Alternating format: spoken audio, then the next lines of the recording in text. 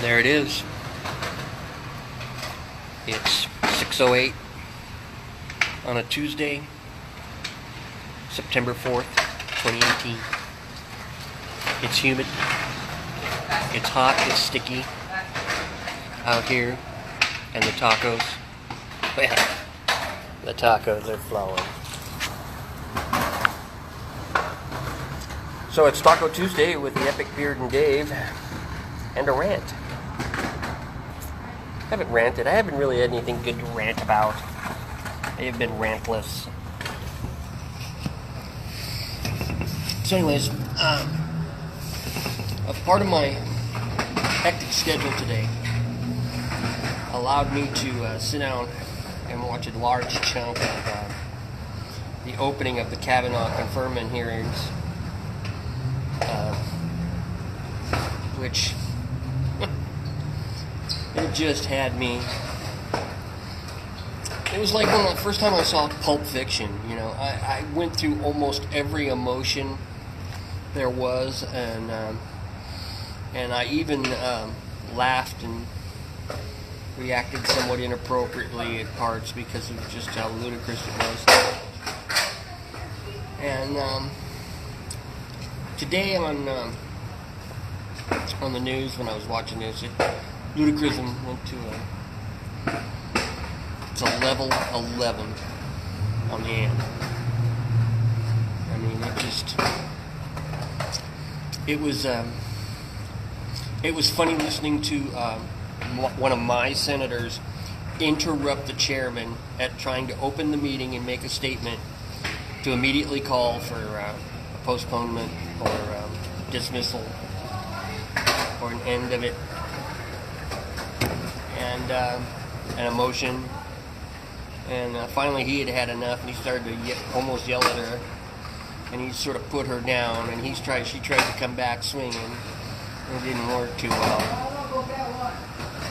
But they opened, and I think she went on to be the first to make an opening statement, which, again, mirrored not just not a statement, but a call or a motion to end the hearing and postpone everything. And then a nice Republican senator, Republican senator, believe it or not, was very, very.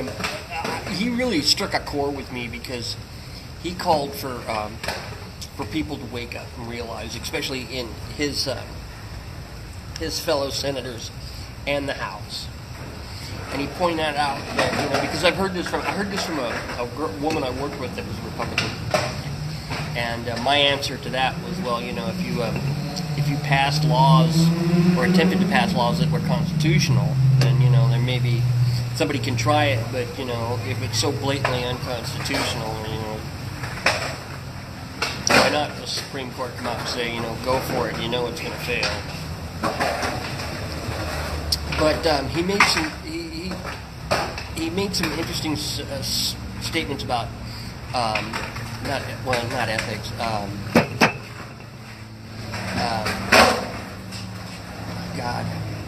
About government and about civics,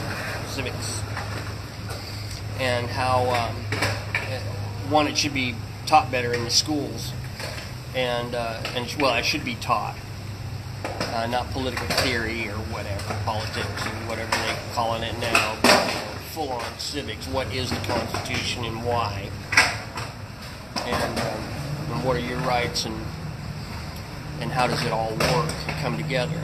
But his big call was to have the House and the Senate to start writing and passing laws that don't just delegate everything to an agency, a nameless alphabet out there like Homeland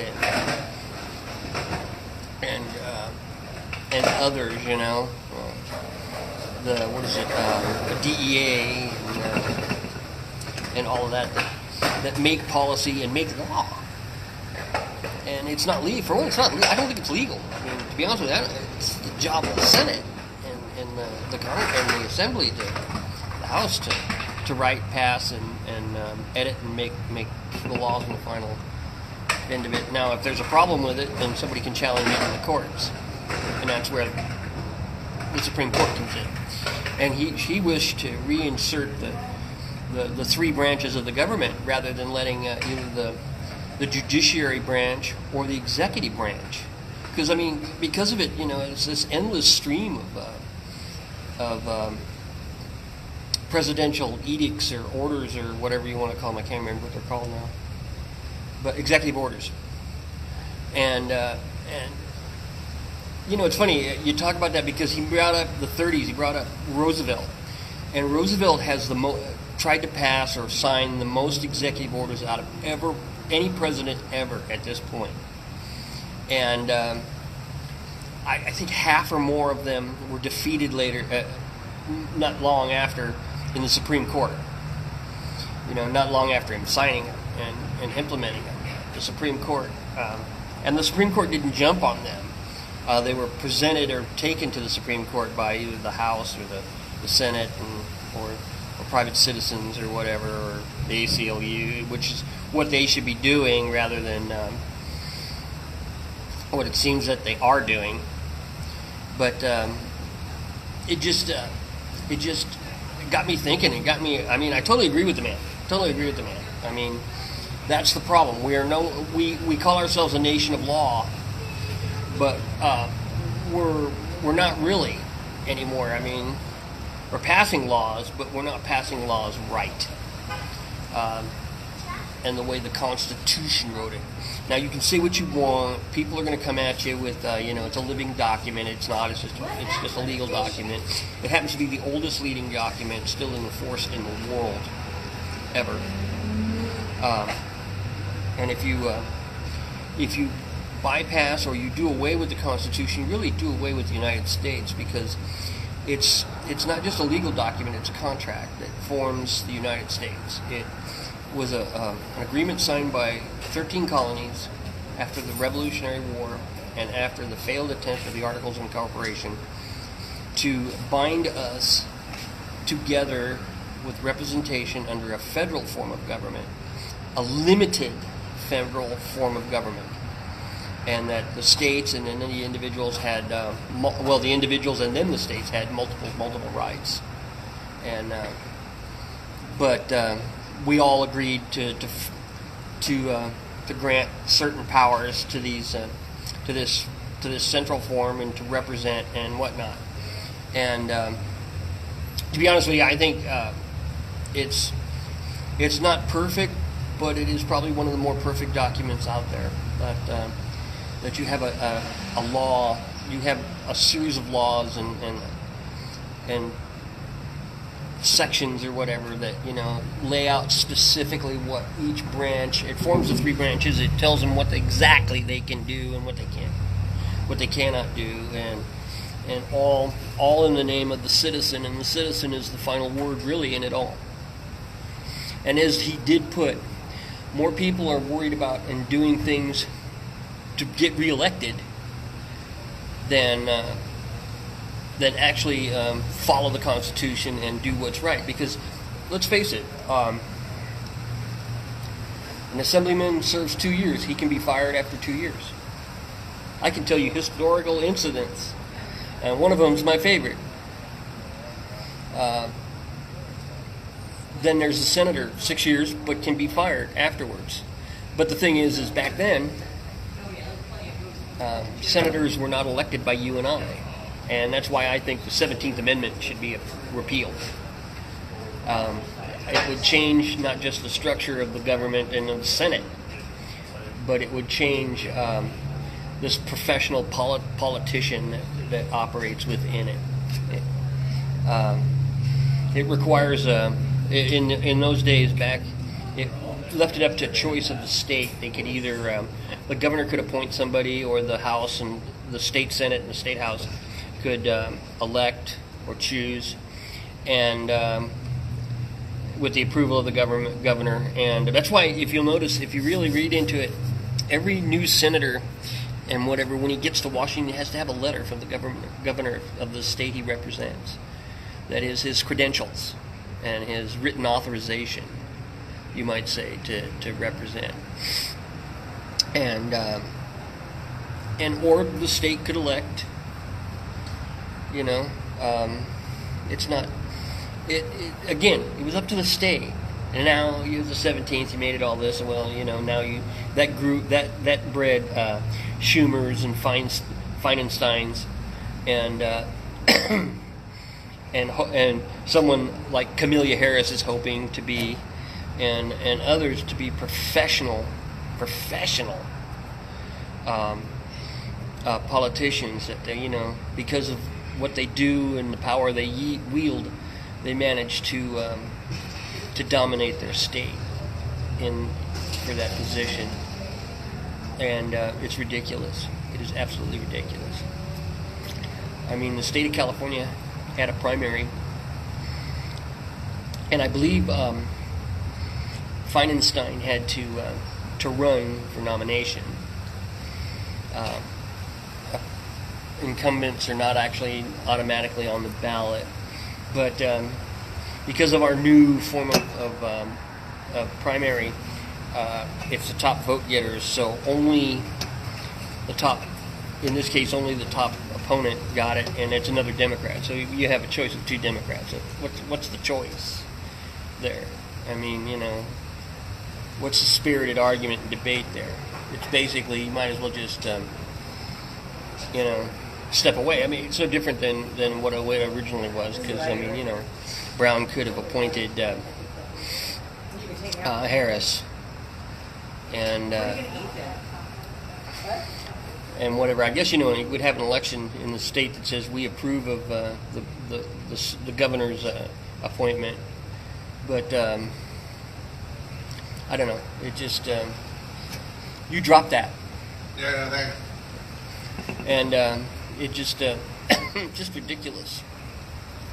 So that senator made a very moving and very cogent argument that they're not doing their job. Them and the House, they're not doing their job. They're just passing it off to nameless entities and bureaucrats that cannot be fired, and nothing changes, nothing gets fixed. I mean, I guess that's why I've mentioned to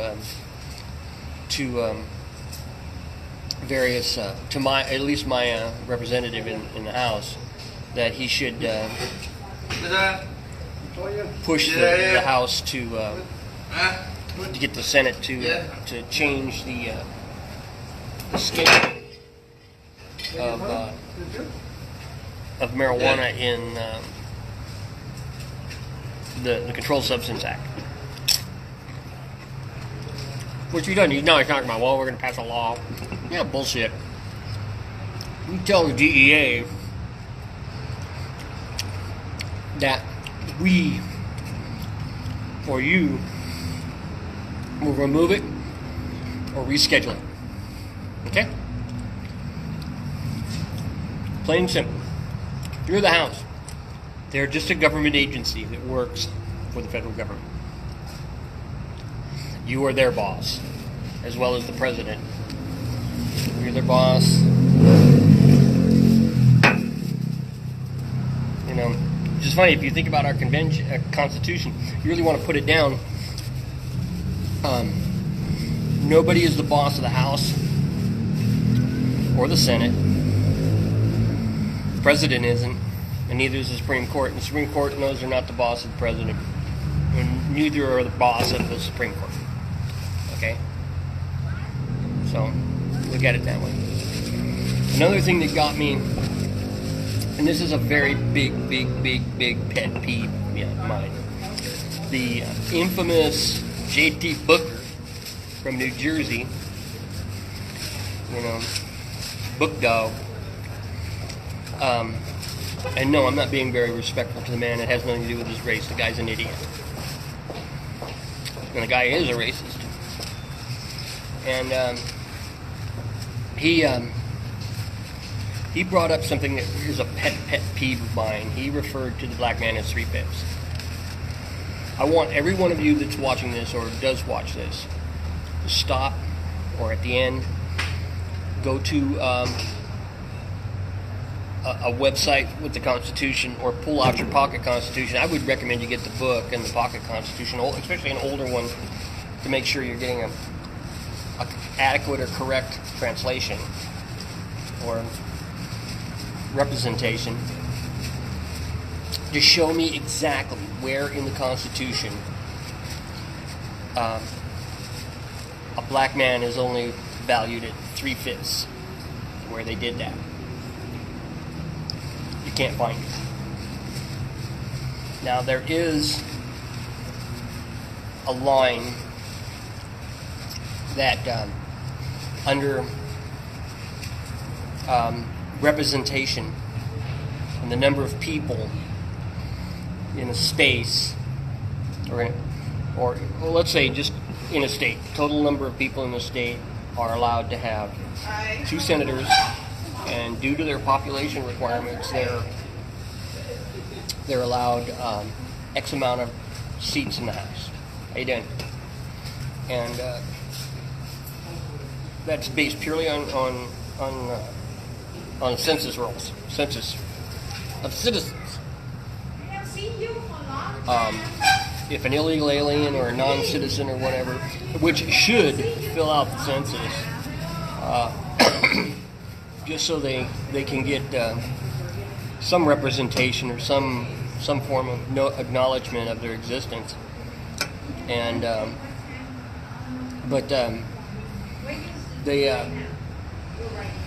it's based purely on that population number of men, women, and children, citizens, and of how many seats that the state is allowed to have, which also counts toward your electoral vote. The thing is, and this is the thing that guys like Booker and many of the black counterculture, or whatever you want to call it, I don't know. See, political correctness has got me tongue-tied. Everybody's got a right to exist, okay? We all got a right to pursue happiness. It's in the Constitution. It doesn't mention color. It just mentions that, you have the right to pursue happiness. And but this is where, and especially in school, people are educated wrong, that under this one line, or these lines in the, I think it's Article 2, that, every citizen is counted, and those under bond are counted as 3/5, will be numbered as 3/5, indicating 3 out of 5 of them. So if you've got 5 of them, only 3 are counted towards your census count. Now, the thing is what's bond? I mean, is that it's a slave. It's also an indentured servant, or somebody for whatever legal reason has been bequeathed to somebody because of a debt or whatnot, and until their time has been served, they're pretty much basically property. An indentured servant had the same exact rights as a slave, except I guess maybe the fact that even in the end, after 7 years for an adult male, you've paid off your debt. And if you look it up, I believe under slavery that existed up until what they called the slave laws, which took that away from people that were sold into bondage. It's and that's the interesting thing about the word bond. It doesn't mean just bonded as in bondage, but bound to a legal document or an illegal agreement. And that's what gets me. I mean, when I hear, especially black people, and of course a lot of Democrats start telling me about this 3/5 thing, my first response is, and yes, please enjoy the language because it's going to be harsh, that they felt that the Congress back then, the people that wrote the Constitution and went into that, shouldn't have made that compromise. They should have allowed slave owners to count their farm equipment. And who, like the horses and mules and oxen they had, would have no representation in Congress, would have no right to help choose who doesn't represent them in Congress, and literally had no rights or privileges, other than that is what you would treat livestock. And that wasn't, very well, period. So, think about that. Stop and think about that. You're telling me that as a Democrat, you would prefer that someone bound to slavery or even indentured servitude should not have been made 3/5 of, but allowed to be fully counted so that your master could get maybe 1 or 2 extra seats in Congress. Okay? I think that's sick. That helped. That attachment or that article in the Constitution helped many years later. Believe it or not, the United States was actually the first country to pass a law about slavery. A slave country passed laws about slavery. Napoleon reinstated it in the colonies and whatnot, and in many other places in 1807. And under the Constitution, there was a moratorium or a time period of so many years that nobody could write or pass a law that regarding any form of argument for or against slavery. And it was a compromise to get the southern states in there and the slave states in there, and also keep some of the abolitionist states in, because it gave them a little hope. It gave them an open door. So on March 3rd, 1807, you can look this up, or I think it was March 12th, 1807, Congress passed the Slave Act, and it outlawed the mid-Atlantic slave trade. Okay? It stopped it. You guys have a nice evening. Thank you. You too. I'm having fun, huh? And which couldn't go into effect until 1808, legally, because of the Constitution. But they were ready for it, and as a result, in 1808, January 1st, 1808, it became law.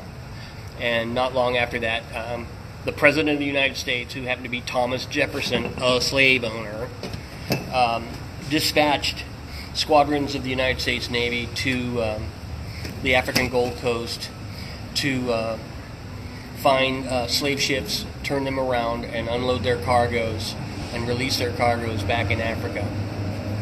And you can look this up. You can look this all up. This is all fact.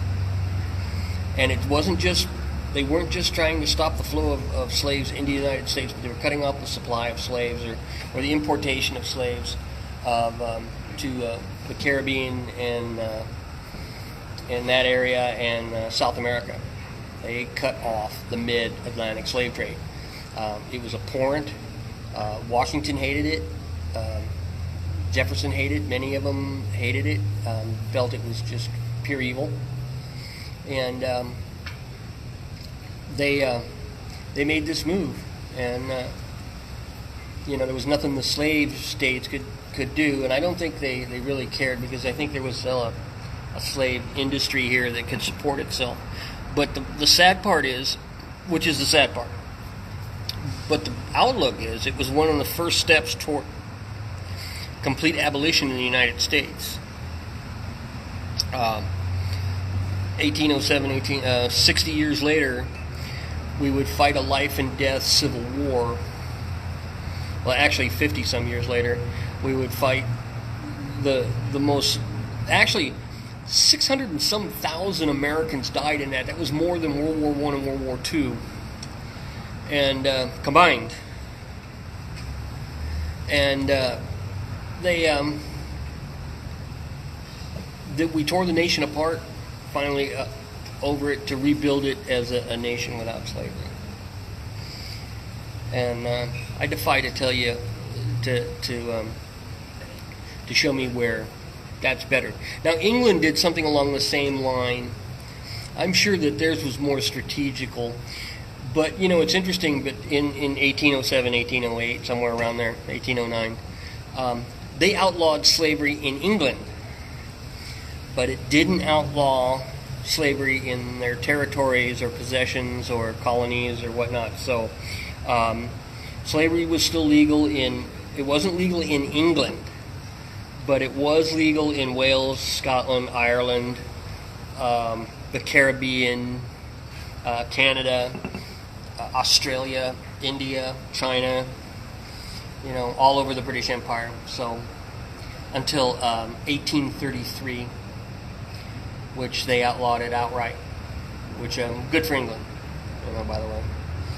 But when sometimes this topic comes up, one should remember that, and one should note that, you know, that what it had to take to go through and happen. So that was one of the things that the one big thing that, you know, had me sort of screaming at the TV. I just don't like that Booker guy. He's a socialist and a communist, and he would prefer to bring down America racially as well as physically. So I don't know. Like the Constitution said, you have the right to pursue happiness, and that's all it's about. That's all it's about. The government shouldn't be interfering in your life and regulating your happiness. It should be protecting you from things, but you know, like the borders and from foreign agents and from you know, just bad people, you know. But it's up to you. Your life should be yours. Your life should be yours. I mean, I'm actually kind of hoping Kavanaugh gets through. I got a feeling he will. I don't know how ugly this is going to get. I'm going to watch it again tomorrow and see how bad it really gets. I don't know. I don't know much about the guy. I haven't read anything, but that's one reason why I'm watching the hearings. I'm trying to learn, and I'm going to have to start looking some stuff up on him.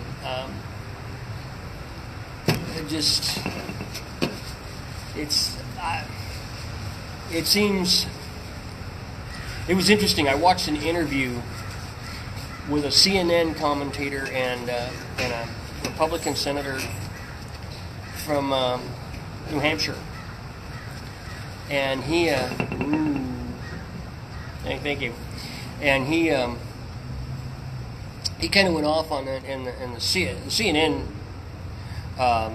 interviewer was really upset and was kind of, you know, dodgy about the whole thing. She was more concerned about the image of the media than it was. But the image of the media I was getting was that McCain has died, and you're more interested in saying bad things about what Trump didn't do, or just what Trump is doing or not doing or whatever. You know, it's all, you know, McCain died, and look at what Trump did, and Trump. And the senator was really trying to say, you know, I'm here to talk about him and not talk about this. You want him, you know, and he accused them flat out of just trying to manipulate and alter this, and they're defending their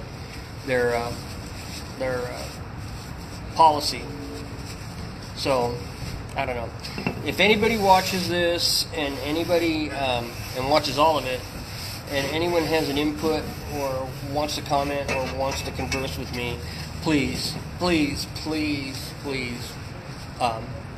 input something. You know, let me know what you think. Let me know what you feel. Let me know if I'm wrong or I'm right. I mean, of course, you know, it's an opinion, so neither nor. But it just, just remember one thing: what we need more than anything in this country is to return to the rule of law, which they kept bringing up. And the rule of law is the Constitution of the United States. And the Constitution is what makes this country. What is this country? And other than that, we were just the former colonies of England. So, I mean, I could turn around and say that under the Constitution, slavery was only in this country for 70-some years. You know, that's all. In this country. On this continent. It was in here long before us. Because even the Indians practiced slavery. Slavery's still going on. There's white slavery. There's the sex slavery industry. And there is Muslims, black Muslims, holding blacks and other slaves and buying and selling them in Africa and the Persian Gulf area. I liked Persia. Yeah. Maybe that's what we'll do. We'll have to sit down and do a complete rant on Persia Turkish occupation to post World War I, and how World War I has set us on where World War I brought us to where we are today in the Middle East. Seriously, it's really another one for you to look up and do some research on or do some reading on. You know, the world isn't what happened 6 months ago or 2 or 3 years ago. I mean, we're still investigating a guy for Russian collusion, and they've made indictments or whatever, and not one of them is for collusion. They're for crimes. And they committed crimes, and I hope they're prosecuted properly for them if they are guilty. But that's all they got. They got some crimes. They don't have a damn thing on the Trump man himself. You know. So, anyways, from Pepitos and Taco Tuesday. This is the Epic Beard and Dave saying good night and finish.